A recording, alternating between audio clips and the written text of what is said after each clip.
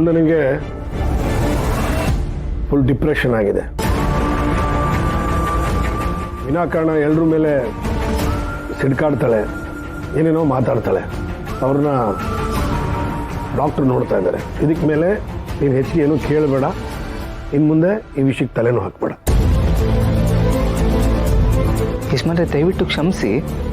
ನಾನು ಇದನ್ನು ಎಲ್ಲೋ ಓದಿದ್ದೆ, ಯಾರಾದರೂ ಡಿಪ್ರೆಷನ್ಗೆ ಹೋದರೆ ಅವರು ಸಪ್ಪೆ ಆಗಿರ್ತಾರೆ, ಯಾರ ಜೊತೆನೂ ಮಾತಾಡಲ್ಲ, ಕೂಗಾಡಲ್ಲ, ಕಿರ್ಚಾಡಲ್ಲ ಅಂತೆಲ್ಲ. ಬೇಕಿದ್ರೆ ಒಬ್ಬರು ಸೈಕಿಯಾಟ್ರಿಸ್ಟ್ ಇದ್ದಾರೆ ಯಜಮಾನ್ರೆ, ನನಗೆ ಗೊತ್ತಿರೋರು. ಅವರು ತುಂಬ ಫೇಮಸ್ಸು, ಈ ಟಿ ವಿಲೆಲ್ಲ ಪ್ರೋಗ್ರಾಮ್ ಕೊಡ್ತಾ ಇರ್ತಾರೆ. ನಾನು ಬೇಕಿದ್ರೆ ಅವ್ರ ಹತ್ರ. ನೋಡ್ದ್ಯಣ್ಣ ಯಾವ ಥರ ಮಾತಾಡ್ತಿದ್ದಾನೆ. ಅದಕ್ಕೆ ಹೇಳಿದ್ದು ಇವನ್ಗೆ ಯಾವ ವಿಷಯನೂ ಹೇಳಬೇಡ ಅಂತ. ಇಷ್ಟಕ್ಕೂ ನಮ್ಮನೇಲಿ ಸಿಗ್ತಾರೆ ಹೇಳಕ್ಕೆ ಇವನು ಯಾರು ಅಂತ. ತಿರು, ನಿಂದು ತುಂಬ ಒಳ್ಳೆ ಗುಣ, ಅದು ದುರುಪಯೋಗ ಆಗಬಾರ್ದು.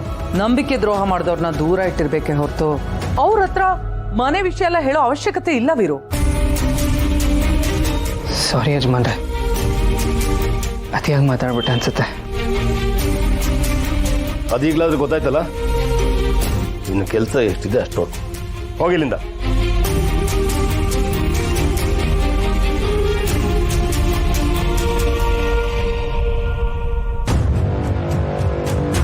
ಅಕ್ಕ, ವಂದನ ನಿನ್ನ ಜವಾಬ್ದಾರಿ ಅಂತ ನಾನು ಯಾವಾಗಲೂ ಹೇಳಿದ್ದಾಯಿತು. ನೀನು ಅವಳನ್ನ ಸರಿ ಮಾಡೋಕ್ಕೆ ಎಷ್ಟು ಕಷ್ಟಪಡ್ತಾ ಇದೆಯಾ ಅಂತ ನನಗೆ ಗೊತ್ತು. ಏನೋ ಒಟ್ಟಿನಲ್ಲಿ ಅವಳು ಮುಂಚಿನಾಗಾದರೆ ಸಾಕು, ನನ್ನ ತಮ್ಮನ ಜೀವನ ಮೊದಲನಾಗಾದರೆ ಸಾಕು. ಇನ್ನು ಯಾರೂ ಕೇಳಬೇಕಾಗಿಲ್ಲ. ನಿನಗೇನು ತೋಚುತ್ತೋ ಹಾಗೆ ಮಾಡು, ಅಲ್ವೇನೋ ಸುರೇಂದ್ರ? ಹೌದಣ್ಣ, ವಂದನನ ಅಕ್ಕನೇ ನೋಡ್ಕೋತಿರೋದು. ಅಕ್ಕ ಹೇಗೆ ಹೇಳ್ತಾಳೋ ಹಾಗೆ ಹಾಗೆ.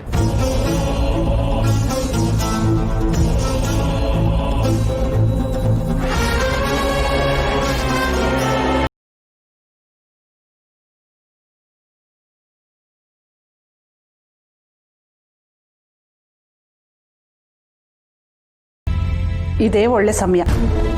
ಅಳ್ತಿರೋರು ಕಣ್ಣೀರೊರ್ಸಿದ್ರೆ ನಾವು ಒಳ್ಳೆಯವರು ಅನ್ಸ್ಕೋಬೋದು. ಇವಳ ಪಾಲ್ಗೆ ನಾನು ಒಳ್ಳೆಯವಳಾದರೆ ನಾನು ಆ ಶ್ರಾವಣಿಗೆ ಹತ್ರ ಆಗ್ಬೋದು. ಅಯ್ಯಯ್ಯೋ, ಎಷ್ಟು ಕಷ್ಟಪಡ್ತಿದ್ಯಮ್ಮ ನೀನು. ನಿನ್ನನ್ನು ನೋಡಿದ್ರೆ ಪಾಪ ಅನಿಸುತ್ತೆ. ಆ ಮನೇಲಿ ಆಟ ಆಡ್ಕೊಂಡು ಬೆಳೆದ ಹುಡುಗಿ ನೀನು. ಈ ಮನೆಗೆ ಬಂದು ಎಷ್ಟು ಕಷ್ಟಪಡ್ತಿದ್ಯಾ ನೋಡು. ಹಾಗೆಲ್ಲ ಏನಿಲ್ಲ ಸರ್ಸು ಅತ್ತೆ, ನನ್ಗೆ ಯಾವ ಕಷ್ಟನೂ ಇಲ್ಲ. ಎಂಥ ಒಳ್ಳೆ ಗುಣ ನಮ್ಮ ನಿಂದು. ನಿಮ್ಮ ಅತ್ತೆ ನಿನಗೆ ಎಷ್ಟೆಲ್ಲ ಕಷ್ಟ ಕೊಡ್ತಿದ್ರು, ಏನೂ ಕಷ್ಟ ಇಲ್ಲ ಅಂತ ಹೇಳ್ತಿದ್ಯಾ ನೋಡು. ನಿನ್ನಂತೋಳನ್ನ ಇಷ್ಟಪಡ್ದಿರೋ ಅಂತಹ ಕಲ್ ಹೃದಯ ನಿಮ್ಮ ಅತ್ತೆದು. ನೀನೇನು ಯೋಚನೆ ಮಾಡಬೇಡ, ನಿನ್ನ ಜೊತೇಲಿ ನಾನು ಇರ್ತೀನಿ. ನನ್ನನ್ನು ನಿನ್ನ ತಾಯಿ ಅಂತ ಅನ್ಕೋ. ನೋಡು ವರಲಕ್ಷ್ಮಿ, ಅತ್ತೆರೆಲ್ಲ ಹೀಗೆ ಆಡೋದು. ನಮ್ಮ ಅತ್ತೆನೂ ಅಷ್ಟೇ, ಮದುವೆ ಆದೋಸ್ರಲ್ಲಿ ಹೀಗೆ ಆಡ್ತಿದ್ಲು. ವರ್ಷಗಳು ಕಳೀತಾ ಕಳೀತಾ ಅವಳಿಗೂ ವಯಸ್ಸಾಯ್ತು ನೋಡು, ತೆಪ್ಪಗೆ ಮೂಲೆಯಲ್ಲಿ ಸೇರ್ಕೊಂಡ್ಲು. ಈಗ ನಂದೇ ರಾಜ್ಯಭಾರ. ಹಾಗೆಲ್ಲ ಹೇಳ್ಬೇಡಿ ಸರ್ಸು ಅತ್ತೆ. ಅತ್ತೆ ಹೇಳೋದ್ರಲ್ಲಿ ಯಾವ ತಪ್ಪು ಇಲ್ಲ. ಅವ್ರು ಏನು ಹೇಳಿದ್ರು ನನ್ನ ತಪ್ಪನ್ನ ತಿದ್ದಕ್ಕೆ ಹೇಳ್ತಿದ್ದಾರೆ ಅಷ್ಟೇ. ಜೀವನನ ಕಲ್ತ್ಕೊಳ್ಳೋಕ್ಕೆ ಸಹಾಯ ಮಾಡ್ತಿದ್ದಾರೆ. ಅವರಿಗೋಸ್ಕರ ನಾನು ಏನಾದ್ರು ಮಾಡಿಕೊಡೋದು ಅಂದರೆ ಅದು ನನ್ನ ಸಂತೋಷನೇ. ನಾನು ಮಾಡಿದ್ದನ್ನ ಅವ್ರು ಖುಷಿಯಿಂದ ತಿಂದರೆ ಅಷ್ಟೇ ಸಾಕು. ಅಯ್ಯೋ, ಹಾಗಂತ ತಲೆ ಮೇಲೆ ಕೂರ್ಸ್ಕೊಂಡ್ಬಿಡ್ಬೇಡಮ್ಮ. ನಿಮ್ಮ ಅತ್ತೆ ಬಗ್ಗೆ ನಿನ್ಗೆ ಇನ್ನೂ ಗೊತ್ತಿಲ್ಲ, ಆಮೇಲೆ ನಿನ್ನನ್ನು ತುಳ್ದಾಕ್ಬಿಡ್ತಾಳೆ ಅಷ್ಟೇ. ಸರ್ಸು ಅತ್ತೆ. ಸರಿ ಸರಿ, ನಾನು ನಿನಗೆ ಸ್ವಲ್ಪ ಸಹಾಯ ಮಾಡ್ತೀನಿ. ಅದನ್ಯಾಕೆ ಹೇಳ್ತೀಯ? ಬಾಳು ಬಂಗಾರವಾಗಿದೆ ಅಂತ ಅನ್ನಿಸ್ತಾ ಇದೆ. ದೊಡ್ಡವ್ರ ಸಹವಾಸ, ಒಳ್ಳೆ ಕೆಲಸ, ಕೈ ತುಂಬಾ ಕಾಸು. ಸುಂದರಣ್ಣ, ಯಾರ ಬಗ್ಗೆ ಮಾತಾಡ್ತಿದ್ದೀರಾ ನೀವು? ಇನ್ಯಾರ ಬಗ್ಗೆ ಮಾತಾಡಿ? ಶ್ರೀವಲ್ಲಿ, ಇನ್ಯಾರ ಬಗ್ಗೆ ಮಾತಾಡಿ? ವಿಜಯಾಂಬಿಕಾ ಮೇಡಮ್ ಅವ್ರ ಹತ್ರ ನಾನು ಕೆಲಸಕ್ಕೆ ಸೇರಿದಾಗಲಿಂದ ನನ್ನ ಜೀವನ ಪಾವನವಾಗಿದೆ ಅಂತ ಅನ್ನಿಸ್ತಾ ಇದೆ. ನಾನು ಯಾರು? ಆಫ್ಟರ್ ಆಲ್ ಒಬ್ಬ ಬಾಡಿಗೆ ಮನೆ ಅಳಿಯ. ನನ್ನಂಥವನ್ನ ಪ್ರತಿಭೆಯನ್ನು ಗುರುತಿಸಿ ಅವರು ಕರೆದು ಕೆಲಸ ಕೊಟ್ಟು ಕೈ ತುಂಬ ಸಂಬಳ ಕೊಡ್ತಾ ಇದ್ದಾರೆ ಅಂತಂದ ಮೇಲೆ ಇದಕ್ಕಿಂತ ಇನ್ನೇನು ಬೇಕು ಹೇಳು? ಹಾಗ ಅಣ್ಣ, ಇದೇನಿದು ಹೊಸ ಫೋನಾ? ಹೌದೌದು, ಹೊಸ ಫೋನು.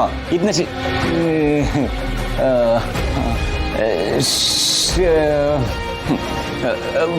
ವಿಜಯ ಮೇಡಮ್ ಕೊಡ್ಸಿದ್ದು ನನಗೆ. ನಾನು ಅವನಿಗೆ ಯಾವ ಫೋನು ಕೊಡ್ಸಿಲ್ವಲ್ಲ, ಹಾಗಾದ್ರೆ ಯಾರು ಕೊಡ್ಸಿರ್ಬೋದು? ಏನು ವಿಜಯ ಮೇಡಮು ನಿಮ್ಗೆ ಹೊಸ ಫೋನ್ ಕೊಡ್ಸಿದ್ರಾ?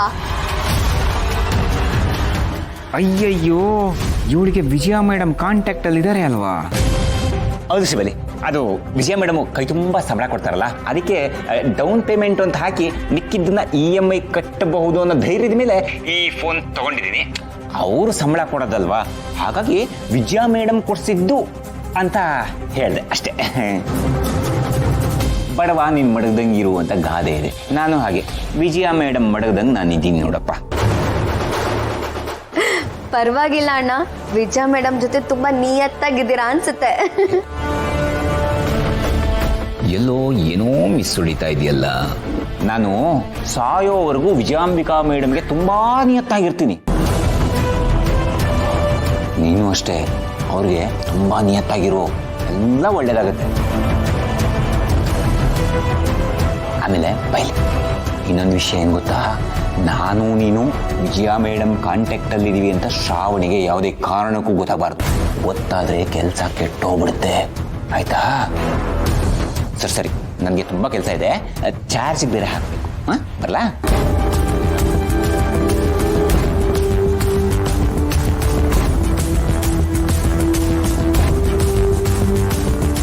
ಮೇಡಮ್ ಕೇಳಿಸ್ಕೊಂಡ್ರಾ ಅವ್ರು ಏನೇನೆಲ್ಲ ಮಾತಾಡಿದ್ರು ಅಂತ?